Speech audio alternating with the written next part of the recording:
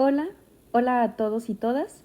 Hoy les hablaremos un poco sobre la violencia por la razón de género, los retos de igualdad e inclusión.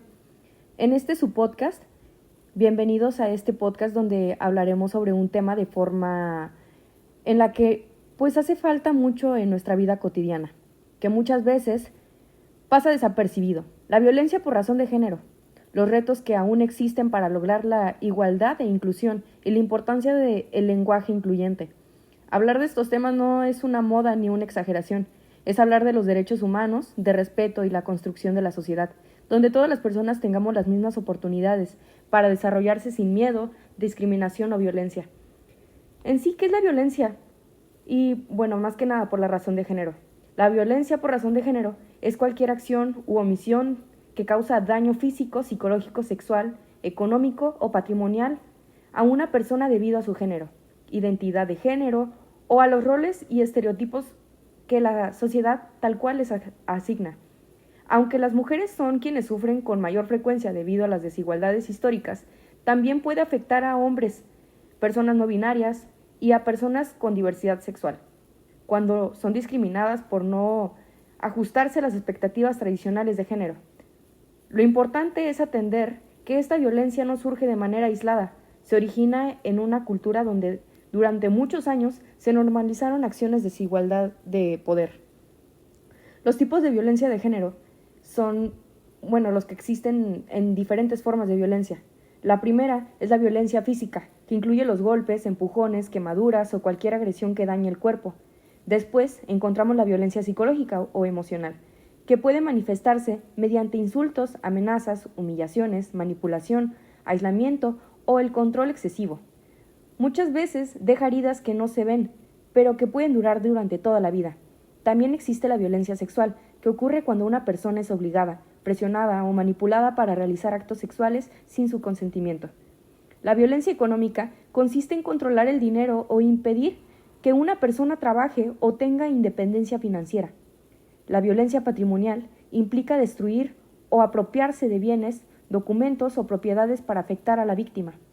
En la actualidad también hablemos de alguna diferencia.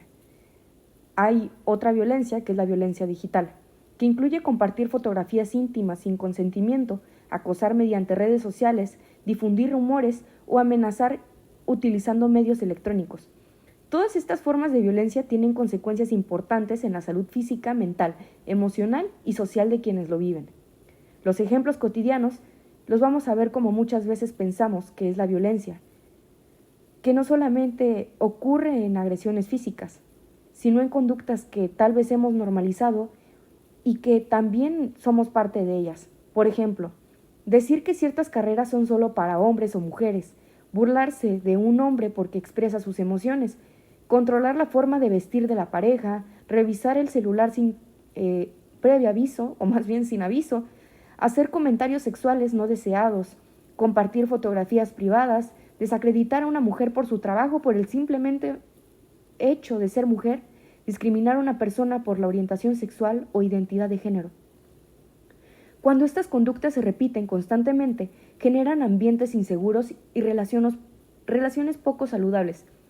¿Qué significa la igualdad de género? La igualdad de género significa que todas las personas tengan los mismos derechos, responsabilidades, oportunidades y acceso a recursos, sin importar si son mujeres, hombres o pertenecen a una identidad de género. Es importante aclarar que igualdad no significa que todas las personas sean idénticas. Las personas tienen necesidades diferentes, pero todas merecen el mismo respeto y las mismas oportunidades para estudiar, trabajar, participar en política, recibir atención médica y desarrollar su proyecto de vida. La igualdad tampoco busca que un género tenga más poder que otro. Lo que busca es eliminar las barreras que durante muchos años han generado discriminación y desigualdad. Los retos actuales para lograr la igualdad e inclusión, aunque ha habido muchos avances, todavía existen diversos desafíos. Uno de ellos es la persistencia de estereotipos de género, donde desde la infancia aprendimos frases como los niños no lloran o las niñas deben de ser delicadas. Estos mensajes limitan el desarrollo de las personas y afectan la forma en la que se relacionan con los demás. Otro reto es la brecha laboral. En muchos lugares, las mujeres continúan enfrentando mayores dificultades para acceder a puestos directivos o reciben salarios menores con trabajos equivalentes. También persiste la violencia dentro de las relaciones de pareja, en los espacios educativos o laborales. Las redes sociales representan otro desafío ya que facilitan nuevas formas de acoso y de violencia digital. Finalmente, aunque existen prejuicios hacia las personas de la comunidad LGBTQ+, quienes pueden enfrentar discriminación en la escuela, el trabajo e incluso dentro de sus propias familias. ¿Qué es la inclusión? Bueno, la inclusión consiste en garantizar que todas las personas puedan participar plenamente en sociedad sin importar su género, orientación sexual, identidad de género, edad, discapacidad, origen étnico, religión o condición económica. Una sociedad incluyente conoce que hay diferencias como fortalezas o, en general, pues va a buscar eliminar las barreras que impiden la participación de ciertos grupos. No se trata únicamente de aceptar la diversidad, sino de generar condiciones para que todas las personas tengan las mismas oportunidades. ¿Cuáles son las estrategias para promover esta inclusión en sí? Bueno, existen muchas acciones que pueden ayudar a construir espacios más incluyentes. La primera es la educación. Cuando aprendemos sobre la igualdad, diversidad y derechos humanos desde las edades más tempranas, disminuyen los prejuicios que aumentan el respeto hacia las diferencias. Otra estrategia es promover ambientes seguros donde todas las personas puedan expresar sus opiniones sin temor a ser discriminadas. Las instituciones educativas y los centros de trabajo también pueden implementar protocolos para prevenir y atender casos de violencia o discriminación. Es importante fomentar la participación equitativa de las actividades académicas, deportivas y laborales. Asimismo, debemos cuestionar los estereotipos que hemos aprendido y conocer las capacidades de una persona, y no depender de su género. Finalmente, denunciar cualquier situación de violencia o discriminación contribuye a constituir una cultura de respeto. Hablemos del lenguaje incluyente. Otro tema muy importante es el lenguaje incluyente. El lenguaje influye en la manera en la que pensamos y cómo percibimos a las personas. Utilizar un lenguaje incluyente significa comunicarnos evitando expresiones que excluyan, discriminen o invisibilicen a determinados grupos. No siempre implica cambiar todas las palabras de un idioma. Muchas veces basta con utilizar términos que incluyan todas las personas. Por ejemplo, en lugar más bien de decir únicamente los alumnos, podríamos decir el estudiantado, las o las estudiantes, las personas estudiantes, dependiendo del contexto. En vez de decir el hombre llegó a la luna, podemos decir la humanidad llegó a la luna. En lugar de preguntar quién es el jefe, podríamos decir quién está a cargo. El objetivo principal es que todas las personas se sientan representadas o representados. ¿Por qué es importante hablar de estos temas? Algunas personas consideran que estos asuntos ya no son necesarios porque creen que la igualdad ya existe. Sin embargo, las estadísticas muestran que continúan existiendo casos de violencia, discriminación y desigualdad en distintos ámbitos. Hablar sobre estos temas permite identificar conductas que antes parecían normales y así prevenir situaciones de violencia y fomentar las relaciones más sanas y respetuosas. Además, comprender estos conceptos nos ayuda a convertirnos en ciudadanos más responsables y empáticos. Podemos decir que la violencia por razón de género no afecta únicamente a las personas que viven directamente, sino también implica a las familias, las comunidades y la sociedad en general. Construir una sociedad igualitaria requiere la participación de todas y todos. Cada acción cuenta. Respetar las diferencias, evitar los estereotipos, utilizar un lenguaje respetuoso o denunciar la violencia cuando sea más seguro hacerlo, promover los espacios donde todas las personas tengan las mismas oportunidades. La igualdad no significa perder los derechos, significa que nadie sea discriminado por ser quien es.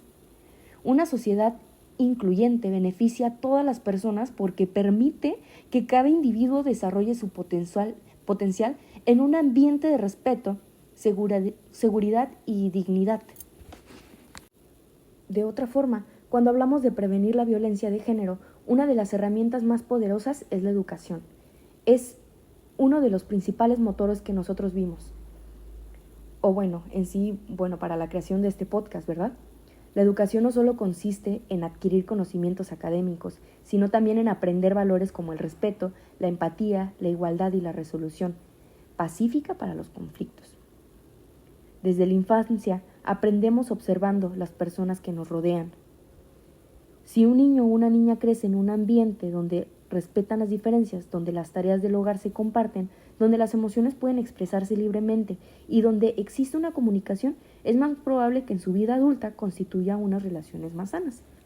Por el contrario, cuando se normalizan frases como si te cela es porque te quiere, los hombres no lloran, las mujeres deben de obedecer, él mantiene la casa, por eso decide todo, se fortalecen estereotipos que pueden fomentar relaciones desigualitarias. La escuela también tiene un papel muy importante. Además de enseñar matemáticas, ciencia o historia, pueden promover pensamiento crítico, enseñar los derechos humanos y fomentar el respeto hacia todas las personas. Las universidades, por ejemplo, cuentan cada vez con más protocolos para prevenir el acoso y la violencia, así como programas de igualdad o inclusión. Durante muchos años se creyó que el hombre significaba ser fuerte todo el tiempo, no expresar emociones, resolver los problemas mediante la agresividad o asumir que pedir ayuda era una señal de debilidad. Actualmente se habla de nuevas masculinidades, un concepto que invita a cuestionar estos modelos tradicionales y propone formar, llamémosle amistades o relaciones en general más saludables, en la que vivir pues no sea en base a una sola masculinidad. Las nuevas masculinidades no buscan que los hombres pierdan derechos ni privilegian a otros grupos.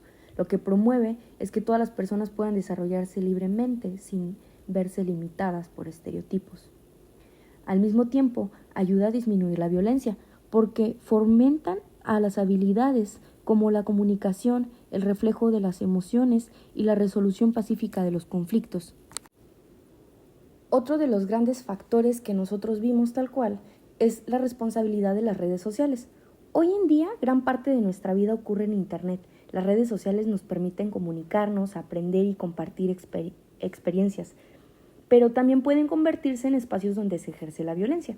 Algunas manifestaciones incluyen el ciberacoso, la difusión de la información falsa, la publicación de fotografías íntimas sin consentimiento, los discursos de odio o el hostigamiento constante mediante los mensajes. Muchas personas piensan que porque estas acciones ocurren detrás de una pantalla tienen menos impacto.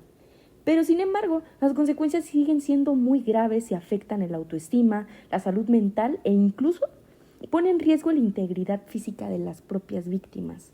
Por ello es fundamental utilizar las redes sociales de manera responsable, verificar la información antes de compartirla, respetar la privacidad de otras personas, denunciar contenidos que promueven la violencia o discriminación. ¿Qué podemos hacer como nosotros como estudiantes? Muchas veces pensamos que los cambios solo dependen del gobierno o de las instituciones porque cada persona puede contribuir desde su entorno. Pero también como estudiantes podemos utilizar el lenguaje respetuoso, como ya lo habíamos mencionado, ¿no? Evita las bromas discriminatorias, escuchar sin juzgar cuando alguien comparte una experiencia de violencia, apoyar a quienes necesiten la orientación y conocer los protocolos de nuestra escuela para denunciar situaciones de acoso o discriminación. Y por último, también queremos agregar, claro que sí, la igualdad e inclusión en el ámbito de la salud. Como futuros profesionales de la salud, estos temas adquieren un significado especial. El personal sanitario atiende a personas con historias, culturas, identidades y necesidades muy diversas. Por ello, es indispensable brindar una atención basada en el respeto, la ética y la no discriminación. Esto implica utilizar un trato digno, respetar la identidad y la privacidad de cada paciente, explicar claramente los procedimientos médicos, garantizar que todas las personas reciban atención de calidad sin importar el género, la orientación sexual y la condición económica o cualquier otra característica. En carreras en general como la odontología, la medicina, enfermería y otras áreas de la salud, una comunicación empática fortalece la confianza entre un profesional y el paciente. Claro que va a mejorar la adherencia de los tratamientos y claro que va a contribuir a una atención más humana. En conclusión, después de analizar todos estos temas, podemos comprender que la igualdad y la inclusión no son temas que alcanzan a un día solo. Son procesos que se requieren cambios culturales, educativos e institucionales para que estas decisiones puedan permanecer a lo largo de nuestra vida profesional y personal.